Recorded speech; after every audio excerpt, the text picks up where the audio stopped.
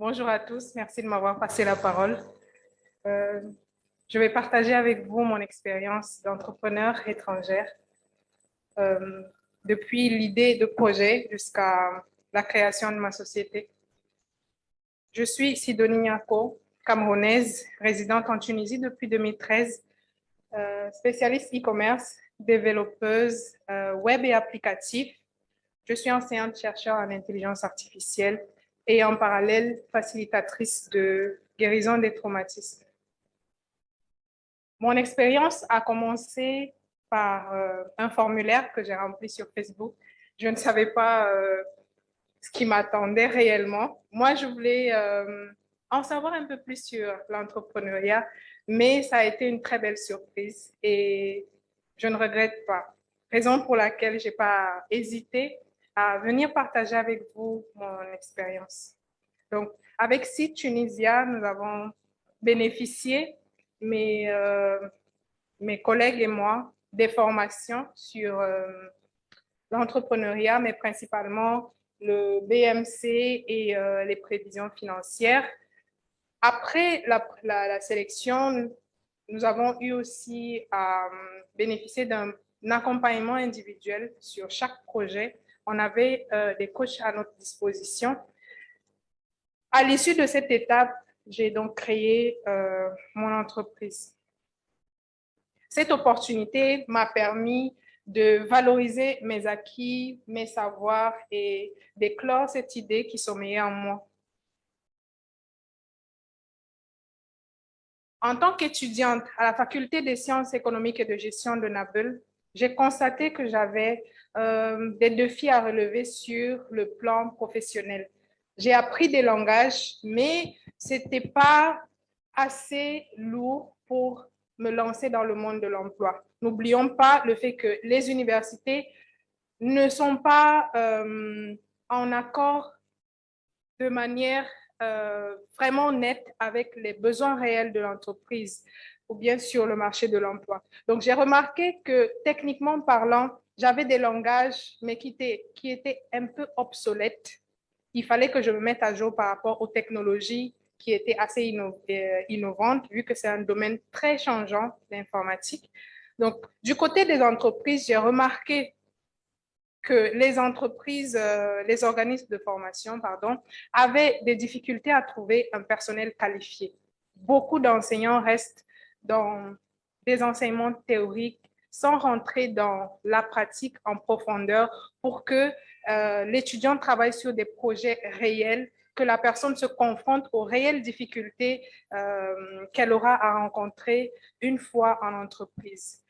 J'ai également vu que certaines entreprises restent traditionnelles. Elles ont donc un manque de visibilité, de notoriété et de professionnalisme. Pour résoudre ces différents problèmes mentionnés, j'ai donc eu l'idée de concevoir des formations métiers orientées emploi qui permettent aux différents apprenants d'embrasser le monde de l'emploi avec beaucoup plus d'assurance, que ce soit sur le plan technique et sur le plan personnel. Donc, ces formations se passent en ligne et en présentiel et nous mettons à la disponibilité des entreprises, des organismes de formation, un personnel qualifié pour pouvoir mener des formations à leur terme. Pour résoudre le problème de notoriété et de visibilité, nous proposons des visuels graphiques, des sites Internet, des applications qui répondent au secteur d'activité et aux projets des différents promoteurs. Pendant ce parcours, j'ai interagi avec plusieurs acteurs de l'écosystème, parmi lesquels certains ont eu à exposer ce matin et hier. Donc, je vais énumérer également les différentes étapes par lesquelles je suis passée pour créer ma société. Donc, j'ai commencé par une réservation de la dénomination sociale sur le site de l'RNE en ligne. Par la suite, nous avons eu des rencontres avec l'écosystème. J'ai découvert l'existence des pôles technologiques et ce qui m'a permis de bénéficier d'un espace de travail et d'un hébergement de mon projet. L'étape suivante, c'était la déclaration d'investissement qui s'est faite avec l'appui de l'Agence de promotion et de l'industrie et de l'innovation. J'ai finalement terminé par la création juridique de la société qui s'est fait avec le guichet unique au sein de l'API de Tunis. À l'issue de ces différentes étapes, une société unipersonnelle à responsabilité limitée a été mise sur pied, Boutins. Depuis le 2 juillet 2021, le capital social est de 5 000 dinars. Nos activités sont essentiellement informatiques et nos cibles sont principalement les chercheurs d'emploi et les entreprises. Nous proposons des formations pour le moment dans le domaine graphique, développement web et applicatif, marketing digital, rédaction web et entrepreneuriat. Et en plus de cela, nous proposons des services comme la conception graphique, la création des sites, la stratégie digitale, la rédaction web, tout ce qui est community management pour la présence sur les réseaux sociaux. Jusqu'ici, nous avons réalisé notre page Facebook. Nous avons à peu près 1000 abonnés. Je fais des vidéos mensuellement, non, de manière hebdomadaire, sur l'intelligence artificielle, les métiers du web et l'entrepreneuriat. Et ce site que j'ai conçu pour présenter mon activité et les différentes formations que je propose. Donc, les formations sont payables en ligne ou en présentiel. Pour une formation donnée, nous avons un descriptif que nous mettons à la disposition des demandeurs de formation. Donc, il y a un petit détail descriptif des objectifs à atteindre, le programme, les prérequis, la durée de la formation, sans oublier les débouchés et les différentes offres d'emploi pour que le chercheur d'emploi réalise la demande réelle sur le marché. Donc, nous axons vraiment sur du concret à travers des visuels et des étapes vraiment faciles à acquérir.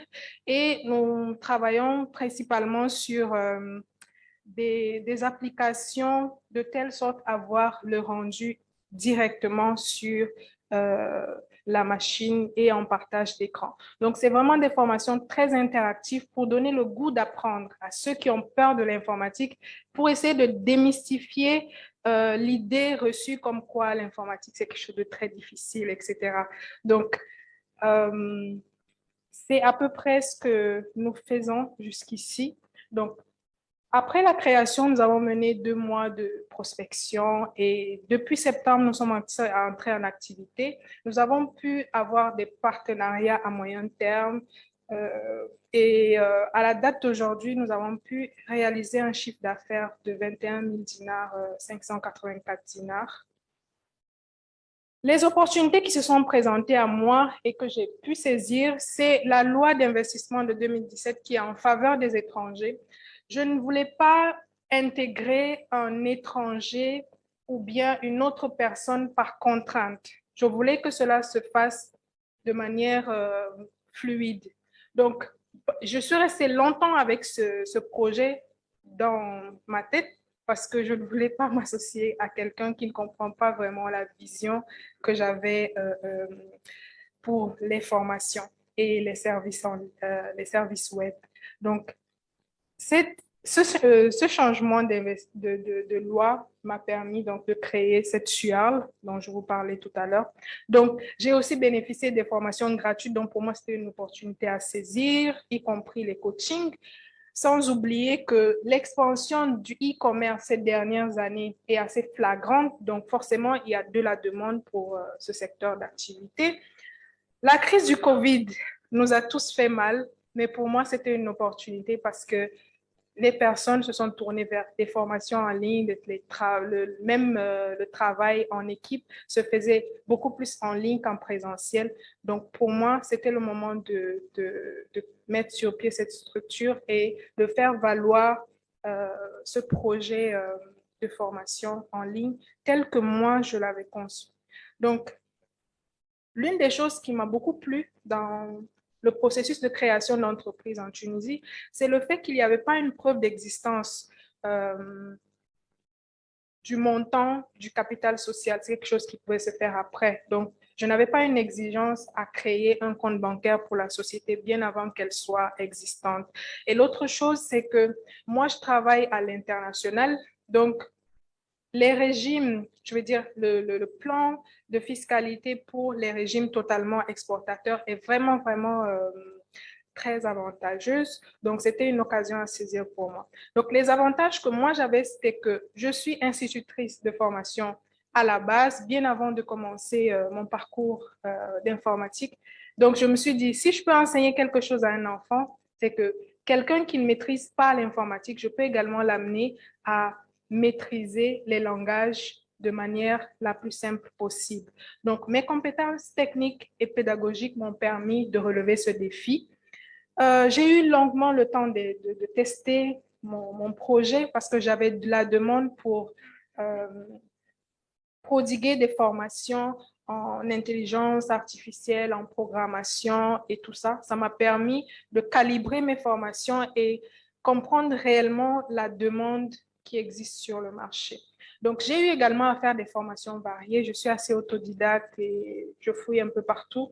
Donc, ces formations m'ont été très utiles, de la création de mon logo, de mon site, jusqu'à ma stratégie digitale.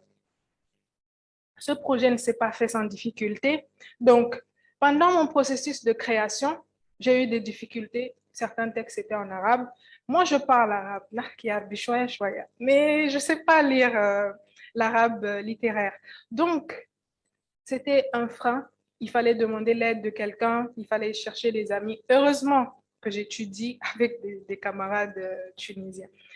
Par la suite, il y avait certaines administrations qui n'étaient pas à jour par rapport au changement de loi, parce que mon idée à la base, c'était de créer un organisme de formation professionnelle, mais cela m'a été refusé pour des raisons de mise à jour au niveau de ce service. Donc, j'ai préféré réadapter mon projet pour pouvoir terminer mes idées et les mettre sur pied.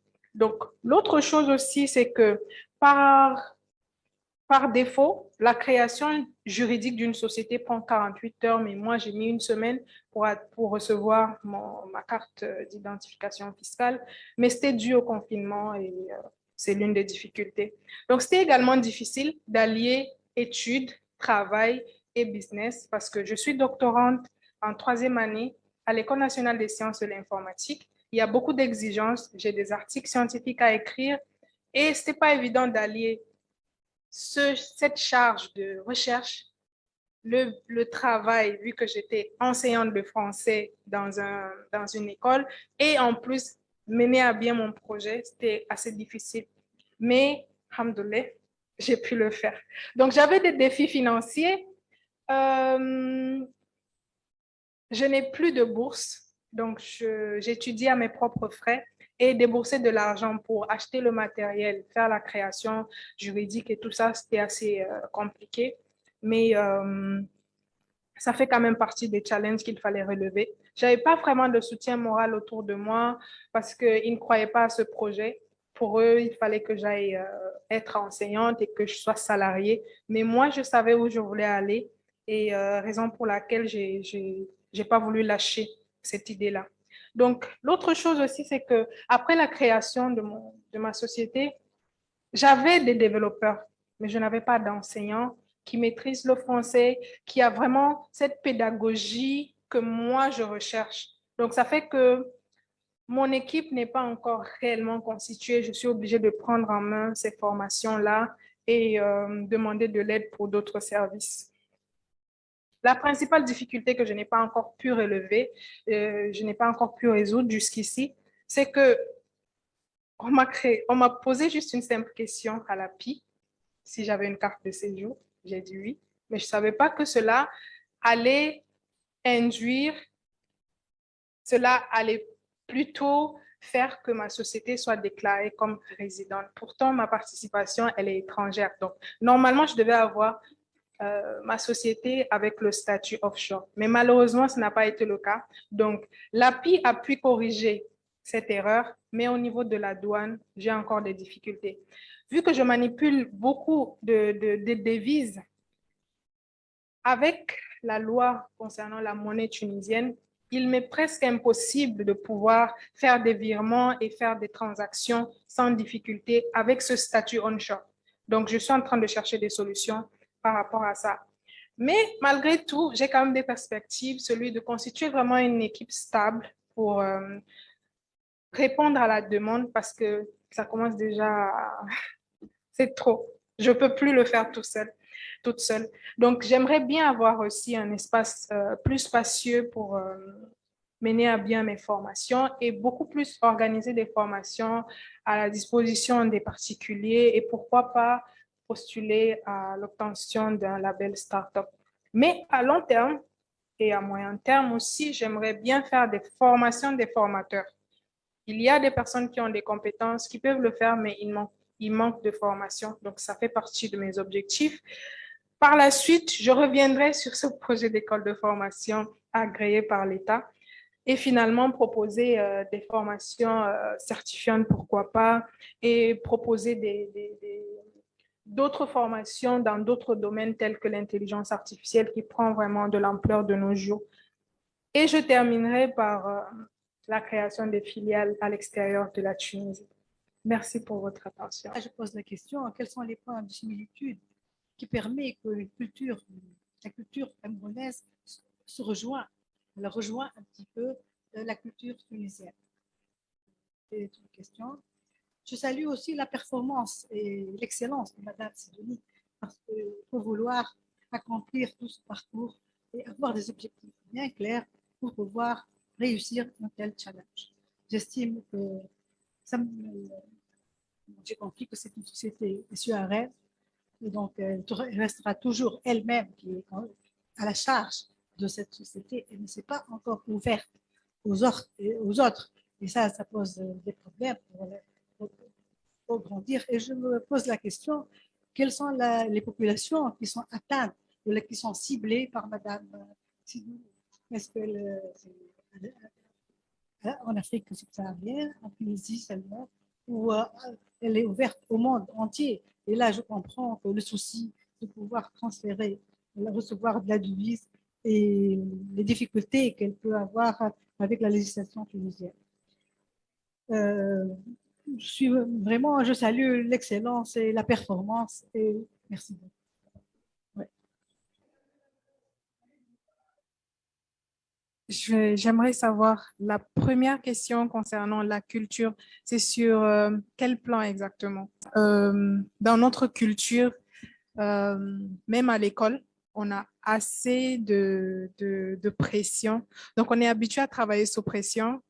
Et l'excellence, c'est quelque chose qu'on a toujours recherché. Et je pense que cette qualité peut être bénéfique à la Tunisie pour apporter de la richesse et pourquoi pas des échanges riches dans les deux sens.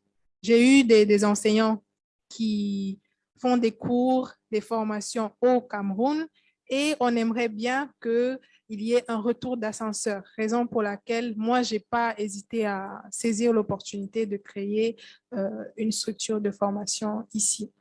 Maintenant, concernant l'équipe, quand on a une idée qui n'est pas réellement saisie par son entourage, pour un début, il est bien d'asseoir l'image de la société, de fixer un certain nombre de partenariats pour assurer la pérennité de la société.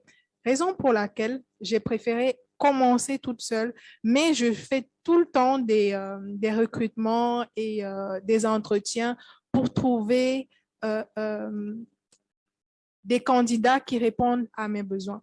Maintenant, pour remédier à ce problème de manque de main-d'œuvre qui allie les compétences techniques et pédagogiques, j'ai donc proposé de faire des formations issues de laquelle je pourrais trouver des personnes qui se distinguent et qui pourraient accru que Ok. Maintenant, Le problème de la devise se trouve dans le fait que j'ai choisi un régime totalement exportateur. Donc, mon marché est constitué de 70% à l'extérieur de la Tunisie et de 30% ici.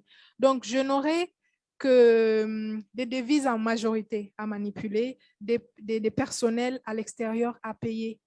Qu'est-ce que je fais si tout le temps je dois avoir une autorisation de la Banque centrale, une autorisation de ci, parce que déjà pour créer le compte bancaire de ma société, ça m'a pris 1 mois. C'est quand même énorme. Voilà. Donc, je ne suis pas fermée au marché tunisien. Ma cible, ce sont des chercheurs d'emploi. Le problème d'emploi se pose dans tous les pays du monde. Donc, je ne suis pas fermée. Je suis bilingue, donc même aux États-Unis, j'ai des formations que je fais en ligne, en Afrique subsaharienne, en France, je vais dire dans l'espace européen. En Tunisie, je n'ai pas encore commencé les formations. Donc, pour le moment, je travaille à 100% à l'extérieur de la Tunisie. Raison pour laquelle ce problème de devise, je cherche vraiment à le résoudre le plus tôt possible.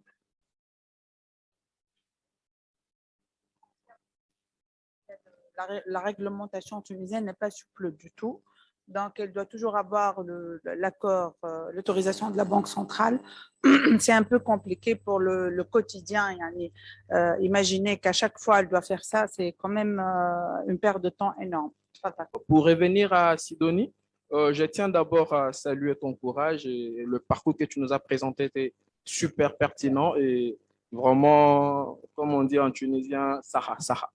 Donc, j'ai une question. Avant de poser ma question, je vais essayer de faire une lecture des faits par rapport à tout ce qui a été présenté hier. On a remarqué, c'est-à-dire ce grand fossé qui existe entre la loi et l'application de la loi. Il faut reconnaître qu'en ce qui concerne le côté des migrants, le cadre juridique n'est pas toujours clair. Il y a un grand flou. Mais cela ne veut pas dire qu'il n'y a pas de loi. N'est-ce pas? Voilà. Donc, avec le parcours que tu as eu à faire, c'est vrai aujourd'hui, on peut applaudir, il y a une réussite, tu as réussi à créer ton entreprise. Quels sont les conseils pratiques que tu peux donner aujourd'hui à un jeune migrant qui aimerait entreprendre en Tunisie, vu le parcours que tu as mené et en prenant en considération le flou qui existe entre la loi et l'application de la loi concernant les populations migrantes? Merci. Merci beaucoup pour les différentes paroles positives, les encouragements et tout. Ça me touche énormément. Concernant la question des jeunes migrants, dans toutes les administrations, que ce soit ici en Tunisie, dans mon pays ou alors même dans les pays occidentaux que j'ai eu à visiter, il y a toujours ce petit problème d'administration. Mais le problème du jeune migrant, parfois, c'est qu'on se sent visé personnellement, comme si on nous en voulait à nous. On ne veut pas non seulement aller à la source pour chercher les informations, on se contente des rumeurs. Donc, du coup, il y a d'autres qui ont du mal à trouver l'information exacte. Ça, c'est quelque chose que j'ai remarqué de la part des migrants. Moi, je ne voulais pas me contenter des informations que j'entendais ça et là. Je voulais avoir une source fiable qui me donne des informations fiables pour que je puisse savoir comment jouer avec pour pouvoir atteindre mes objectifs. Donc, pour moi, je trouve que les migrants ne devraient pas se sentir visés et lâchés dès le premier obstacle. Moi, j'ai souvent cette culture-là de rechercher à construire une échelle. À chaque fois que je vois que je ne peux pas prendre quelque chose directement, je me sers de quelque chose pour pouvoir y arriver. Donc, j'ai appris à mes dépens, en tout cas, de trouver des alternatives. Il y a un problème de flexibilité également que j'ai remarqué, en tout cas, chez les entrepreneurs en général, et les migrants ne sont pas mis de côté par rapport à ça. Moi, mon idée de départ, c'était d'avoir une entreprise, une école de formation qui dédie en fait aux chercheurs d'emploi des formations, bien des diplômes professionnels. À partir du moment où je ne parvenais pas à le faire, quelqu'un d'autre aurait croisé les bras et attendre jusqu'à ce que j'ai l'agrément pour commencer à me faire de l'argent ou alors à atteindre mes objectifs, même si c'est à petite échelle. je me suis dit, s'il y a une autre alternative, je vais adapter mon modèle économique pour que je puisse non seulement répondre aux exigences présentes, du moment présent en tout cas, et par la suite, remodeler encore mon modèle et mieux encore le tester pour pouvoir générer quelque chose de grandiose. Donc ça, je trouve que le problème de flexibilité se pose au niveau des entrepreneurs. Et la dernière remarque, ce serait que les gens ont du mal à défendre leur idée. D'autres, dès la première question, juste pour comprendre un petit peu leur projet, etc., se sentent comme si on les dévalorisait, on ne valorisait pas leur idée. Mais le truc, c'est qu'on ne va pas rentrer dans la tête du promoteur pour comprendre son idée. C'est au promoteur de trouver des idées simples pour pouvoir convaincre même le client, le chercheur, je ne sais pas, la personne de l'administration ou quoi que ce soit. Moi, j'ai eu des vis-à-vis à l'API. On m'a dit, tes formations, c'est quoi? Qu'est-ce que tu vas faire exactement? C'est quoi ton idée? Tu as rempli, on n'a pas bien compris. Et à ce moment-là, si j'étais braqué, je ne devais pas avoir la déclaration d'investissement pour aller à l'étape suivante. Donc, défendre son idée, c'est quelque chose que le promoteur ou l'entrepreneur doit savoir faire. Parce que même avec tes clients, il a besoin d'être rassuré, que tu maîtrises la chose, que tu sais là où tu es en train de la mener. Et là, il se sent rassuré, même si tu lui donnes un prix exorbitant.